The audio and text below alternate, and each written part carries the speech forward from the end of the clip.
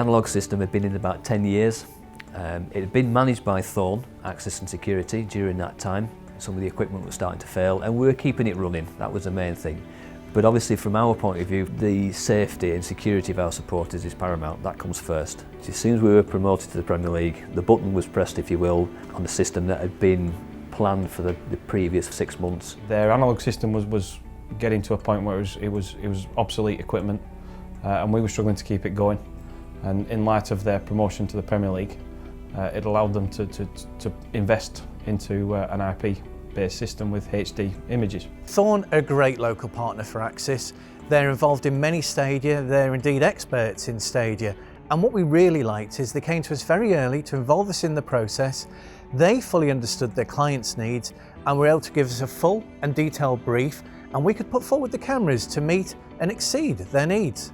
We've got 10 Axis cameras in the bowl on the inside of the stadium, and the Axis cameras were absolutely fantastic.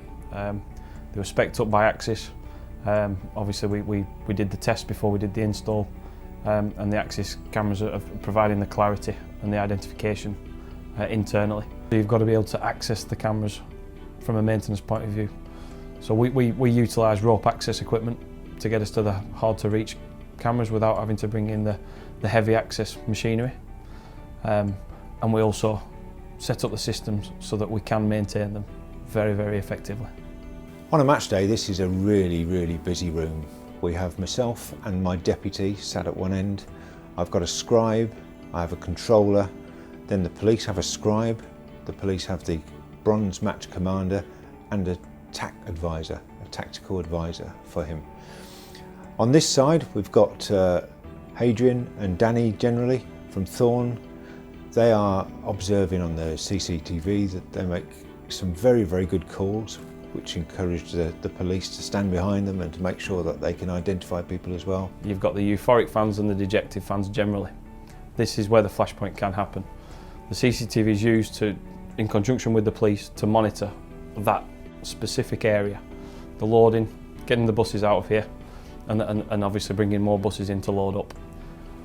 Once that's done, we then carry on monitoring the egress of the stadium, make sure everything's safe, make sure everybody's got off the footprint correctly, and then the system generally gets shut down about 2 hours after the end of the game. With the old system, the old analogue system, it was very, very difficult to be able to identify individuals because once the moment's happened, it's gone.